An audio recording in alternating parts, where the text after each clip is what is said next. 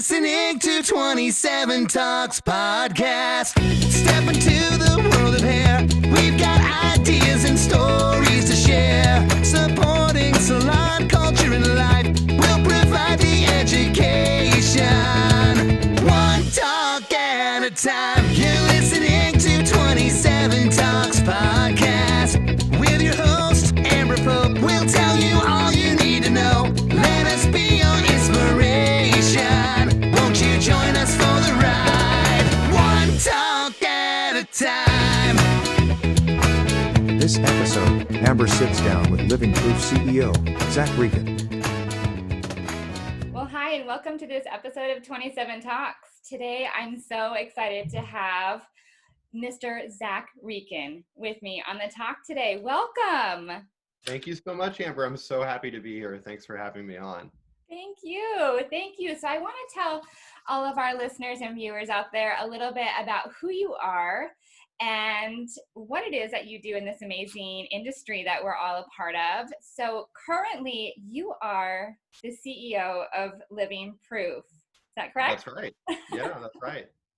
Fantastic. So tell me a little bit about your journey up to this place that you're in now. Where did you get your start, kind of in a nutshell? Yeah, absolutely. So I grew up in Missouri, so I'm a Midwest kid at heart. But when I kind of got into my career, I had done a summer internship with Procter & Gamble, big consumer products company. And coming out of that internship, they offered me a job, a full-time job based out of California in the sales function. And that's kind of where I started. I originally thought I was going to go to law school, but ended up kind of falling in love with the consumer products industry as a result of working for P&G. But in the first 7 years of my career, I was doing really sexy stuff like selling Folgers coffee and Pringles and Bounty and Charmin and all those great consumer products. But it was about halfway into my time at P&G where they had actually acquired the Wella Professionals portfolio of brands. And that business is headquartered in Southern California, right where I was. So I got a chance to move over to that business. And that's kind of where I caught the bug for beauty and caught the bug for the professional salon industry. And I've been in the business ever since. So that was 2007. It's been, 13 years now that I've been working in beauty and in hair. And I spent, about 7 years on the Wella business. After that, I spent some time with the Estee Lauder companies at Bumble and Bumble, where we got to meet one another. Yes. And led that business there for a while. And then about a year and a half ago, moved over to Living Proof, and now live in Boston. Living Proof was born out of the Massachusetts Institute of Technology, and really has kind of a science and tech background, and totally different from what I've done before, but really enjoying leading this organization and this great company and great brand, and always enjoy continuing to be a part of this amazing industry.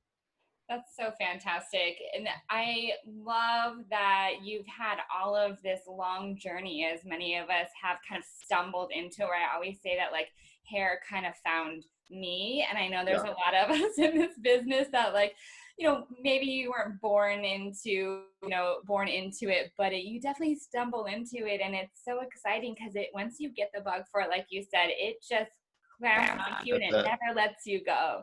Yeah, that's right. And you really can take it in so many amazing directions. Obviously, where you're at with Living Proof, what an exciting time to be with an innovative company. I mean, you're with these are true hair nerds that you're working with, which is fantastic. MIT hair nerds. It's fantastic. Yeah, it's an interesting combination in terms of the culture at Living Proof, because when I worked at Wella and at Bumble and Bumble, those are true hairdresser brands, that have a really deep heritage in hairdressing, like classic hairdressing and hair color. The thing that's unique about Living Proof is it actually was the product of kind of some unlikely folks coming together, biotech scientists at MIT, and then hairstylists that also were kind of fed up with the limitations of conventional products. And so it was like this interesting exercise of bringing together academics and tech geeks with creatives, and it really ended up kind of that combination creating something really special with Living Proof. That's so awesome. Well, how many, let me back up here for a second. There's so many brands that have really found ways to positively pull us as an industry in a new growing direction, given the circumstance that we've all been in with 2020. And kind of, every month feels like we're sort of weathering another wave of, struggles. But Certainly. brands like Living Proof, you guys have really come out and shown a good light. And I would love to hear a little bit more about how the organization is like really rising up to that positivity and growth and getting us moving forward in a good direction again.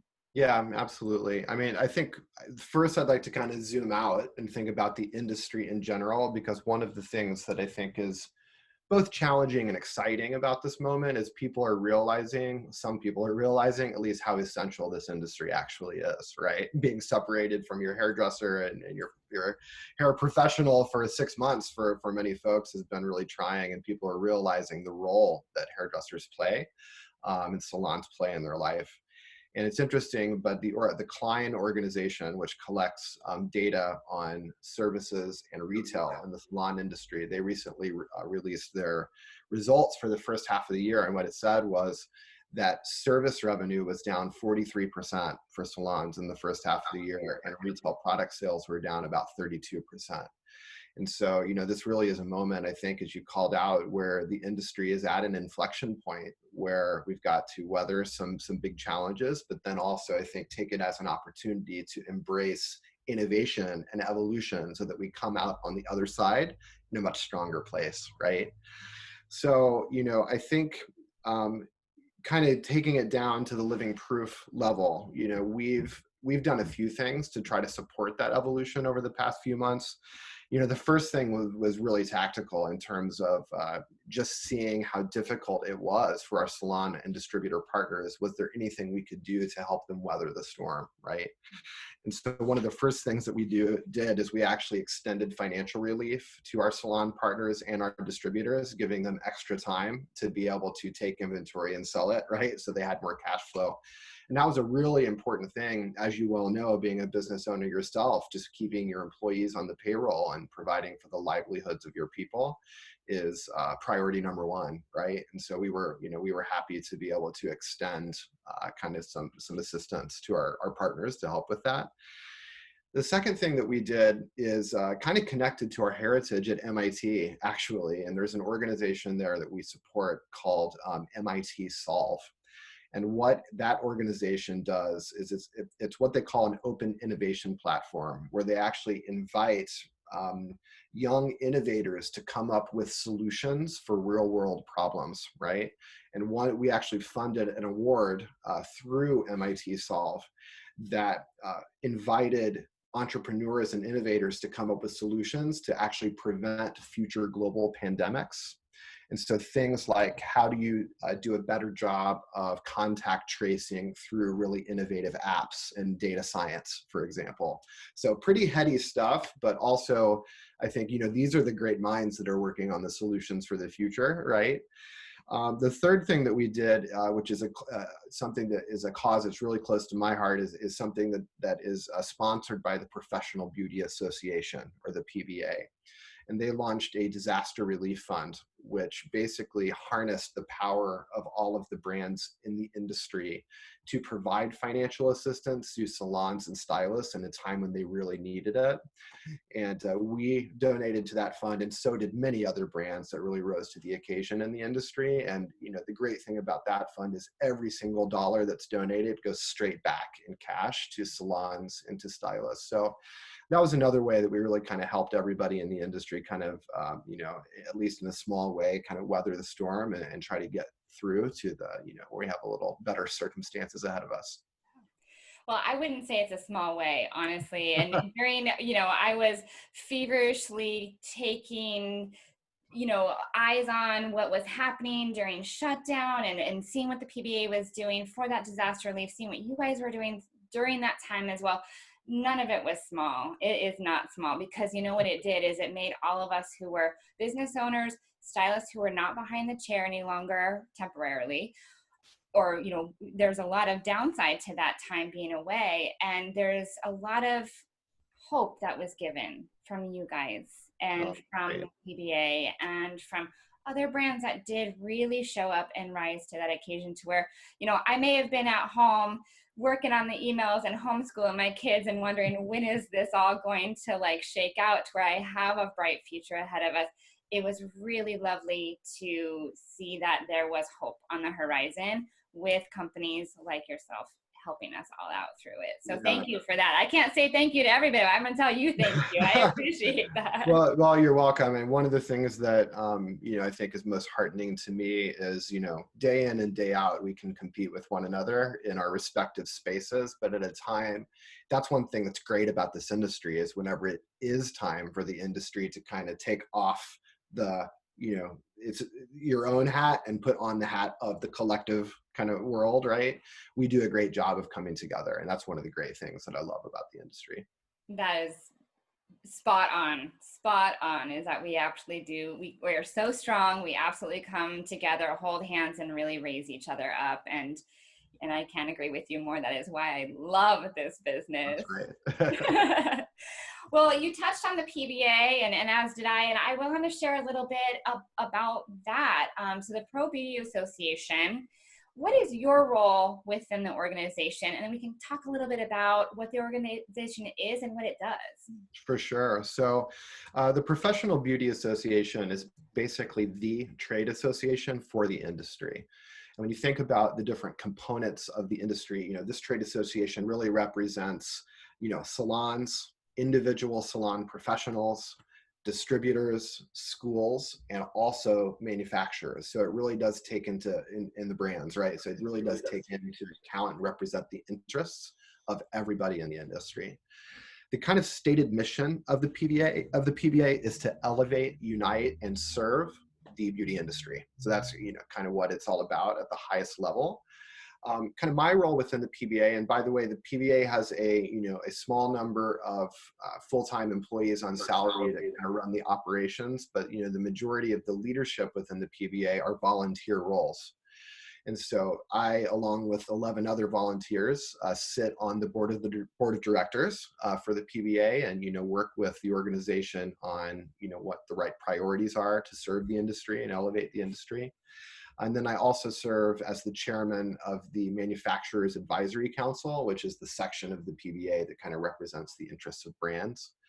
What I think is most interesting, though, is probably kind of the focus areas of the PBA. And a few of the things that I'd call out is, number one, is it really provides membership resources to all of the kind of entities within the industry. Things like connecting salon professionals with options to get health insurance if they're not able to do that through the salon that they work at, or if they work independently.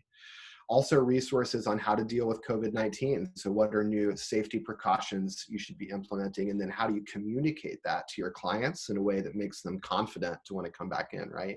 So those, among many other resources. Secondly, the PBA also puts on events. So big trade events like Cosmoprof and the International Salon and Spa Expo in Southern California, but also events like the Executive Summit, which is an event that brings together all the senior executives in the industry to kind of look at what consumer trends are happening and think about how we need to evolve our businesses to really capitalize on those trends. The PBA also does education, which is something we know is close to our hearts for all different entities of the industry. But one of the areas I'm most passionate about is actually advocacy. And when we talk about advocacy, what that is really lobbying both the federal and state governments on behalf of the industry. And the reason I'm so passionate about this piece is that I think that one of the biggest challenges in the salon industry is it's very fragmented, because we're one of the last great industries that's dominated by independent entrepreneurs like yourself, right? Mm-hmm. The challenge that comes with that is it becomes very go advocate with governments on behalf of the industry. So that's what the PBA does. And two great examples of that are the FICA tax tip credit legislation, which you may be aware of. Oh, yes. Yeah, so advocating, that's been an area where the salon industry has really been disadvantaged for a long time. So really trying to close those gaps versus other industries like the restaurant industry, where there is tax tip credit, right? But then even more recently, the PBA has been super instrumental in getting salons back open post-COVID. So, I mean, whenever the state of California, which is one of the last states to allow salons to open, more recently, the PBA had been right there at the table with the governor and his advisors to really advocate on behalf of the industry. So the PBA plays a really important role to kind of bring the voice of the industry together and to advocate for everybody's interests. And the last piece that the PBA does is charitable work, right? So it's like the Disaster Relief Fund, which we talked about before, and also programs like Cut It Out, which actually supports hairstylists in identifying signs of domestic abuse, domestic violence, and being able to talk to clients about that if they see those indications, and learning how to connect clients with resources, right? Because stylists are often, they get a view into a lot of things, right, with their clients. And so, it's a real issue that we can provide resources on. So PBA does a lot of things. I think the biggest challenge with the PBA is not enough people know about it. Right. And so that's why I thank you for, shining a spotlight on it, because it's really an organization that everybody in the industry should be a member of. And you can actually find more information out about the PBA by going to probeauty.org. And all of the information on how to become a member is there, as well as all the great work the PBA does. Absolutely. I so encourage anybody who's watching or listening to please visit the website and really get your eyes and ears involved in what the PBA is doing to better our industry for weathering unknown circumstances and equally right. circumstances that we're aware of. So, I mean, the PBA has done so much for our business over the course of so many years, but 2020, let's say it again, thank you to the PBA for helping as well, and for members like yourself who really bring so much good expertise, knowledge, and innovation to our industry as we continue to grow and support one another and move forward through any good and bad times as well. Right. So. Yeah, well, it's my pleasure to volunteer for the organization, and glad we're able to share a bit about it. I'm a happy member and a proud member of the PBA as well. I love it. So sharing, everybody get out there and check it out and support artistry as well. I mean, NAHA's coming up. 100%, yeah, NAHA, so exciting. Huge. Yeah. And so there's a lot of creation of artistry, and then as well as that business and industry support. So everybody needs to get out there and check it out. So, well, I love getting a chance to talk industry with you, but I also love getting a chance to get to know you a little bit more. And I would really like to ask you a few questions if you're up for it. I'm game. You said your game, so here it goes. Brace yourself. Okay, so I have to know, how often do you get your hair cut? I'd say I'm pretty religious about getting a cut every month, once a month, pretty much. Yeah. Was it hard? Was it hard during COVID? Was that yeah. For sure, I will admit, I held out for a long time, but I did break down and let my husband cut my hair a couple times. And he's not a hairstylist, but he comes from a family of hairstylists, so he's pretty good. He got me by in a pinch, and get back to my stylist. That's fantastic. Well, I have my husband cut my hair too, so that's how it goes. They learn through osmosis. When you've just been around it, you kind of fake it till you make it. It's fine. No one was seeing it anyway. It's good. So what was your favorite subject in school, in your young school years? It's a good question. I think I was always attracted to, science and math.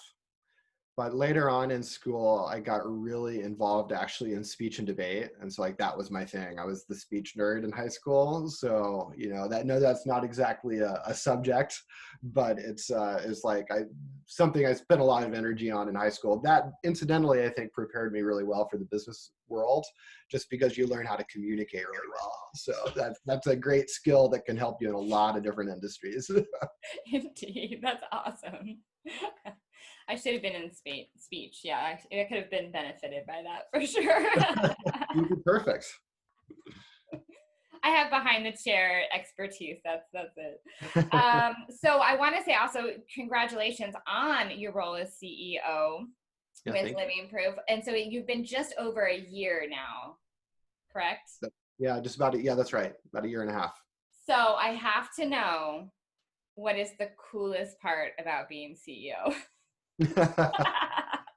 Well, the coolest part about being CEO at Living Proof specifically is honestly all this exposure I'm getting to the science and technology that, I never really had before, because that's the unique thing about Living Proof, right? And so to give you a sense for how unique it is, at the prior companies I worked at, there was usually a handful of people in research and development, 5, 6 people, maybe max. I've got a team of almost 30 people in research and development that, many of them, the vast majority of them, are hardcore scientists. And they are literally inventing new molecules and new technologies to solve the world's toughest hair care challenges. And, I've never been a hairdresser myself, but at my time at Wella and Bumble, I learned enough to make myself dangerous and at least, talk the talk with people like yourselves that are experts. But at Living Proof, it's been so cool getting deep into like the science and technology and invention, that really comes with a brand like that. So for me, that's been the coolest part, is getting a kind of a peek under the hood, further upstream on the technology side, which is super cool. That's so exciting. So exciting. It's awesome. I'm a chemistry nerd myself, so I would be like geeking out hardcore on that. That's amazing to see like firsthand and really new and exciting things coming out. It's got to be so inspiring and so It exciting. really is. Yeah, it really is every day. Well, that's awesome. That's awesome. Well, I have to know, what is one hidden talent of yours? When hidden talents. Other than speech and debate. Yes, right. Well, one hidden talent, I guess you would call this a talent, is some people don't know that I actually really into music, and I actually have spent many years DJing actually, and have a pretty extensive vinyl record collection. So I've got about 3,000 pieces of vinyl, which my husband laments at every single time we move, because moving vinyls and records in that quantity is not an easy thing to do. But even though I don't play at clubs, at parties anymore, I'm still super involved in music and love it for my own personal enjoyment. So I guess that's one of my hidden talents, and not everybody knows about. That's awesome. How do you categorize your 3,000 plus vinyls? Like, what's your method? Yeah, so I actually got to the point where I had them loosely alphabetized, so at least all of the by artist, all the A's together, all the B's together. That worked well for a few years until I moved a couple of times, and then they really got all jumbled up, and then I realized it's a lost cause to try to be. So then at least you get the serendipity of finding something new every time you start flipping words, right? You just like close your eyes and point to the shelves. You're like, Right. that one right there. And that's one of the things that I actually love about physical music, because there is something very tactile and cool about like flipping through records physically, versus scrolling through playlists on Spotify. So there's something old school that I love about that. It's awesome. I love it. We have a very minimal vinyl collection, but it's Nice. There is something really good about, just like you said, the tactileness of it, and just holding it rather than the scroll. Yes, I agree with you. I totally agree with you. Let's see. What is the last thing that you have to do before you go to sleep to like feel like the day is complete? That's a good question. I guess for me, it's just kind of like the nightly, you call it nightly beauty regimen, or just nightly regimen before you go to bed. It's got to be brush and floss your teeth, do your moisturizer and serum and all that stuff. Yes. Right? That for me, and one thing I try not to do is be too connected with my devices at the end of the night, because then my mind goes in all kinds of places and find it difficult to sleep. So try to use that, beauty regime and that moment at the last moment of the day to kind of get in a good, calm headspace. Perfect. I need to be better about that too. I think that's really good advice about set the phone aside, then do your whole routine. Don't pick it up again, because it Yeah, really, you get absolutely. down that rabbit hole and then it just turns everything back on again. I think it's Well, especially this week, right, with the election going on. serious. So. Absolutely. I feel like that's like it's normally glued to everyone's hand, but even more so right now, for sure. Right, that's right. Okay, so what is the best thing that you cook? Best thing that I cook. So I think probably the best thing that I've cooked recently is pork chops with Dijon sauce. Do you normally cook? Are you good in the kitchen? Um, I'm okay, but honestly, my husband is a wizard, and so he does most of the cooking. And so I would say I'm good enough to get by, but if there's a choice between the two of us, you want him cooking for you. Right. Are you a better bartender than cook? Okay, now that is my sweet spot, and Okay. that is especially my sweet spot because at the beginning of lockdown, one of the first things I did, that Masterclass platform, the Yeah. app Masterclass? So Yeah. they were running a deal on memberships for that at the beginning of the lockdown. So I Yeah. decided to check it out. And so the first masterclass that I took was the mixology masterclass, and I actually learned a ton and have taken the opportunity to build out my bar over the past 6 months, and have really gotten good at making classic cocktails. So I don't know how much my liver likes me for that, but I can make a tasty, tasty cocktail at this point. So That's awesome. I think we can all relate. We've kind of put our livers through the test during shutdown and COVID, and even trying to get our way through the rest of 2020. So it's nice if you have something that's very tasty to drink. that's right. That's At right. least there's that. I love it. Well, you have to make me an old fashioned sometime then. I would love to.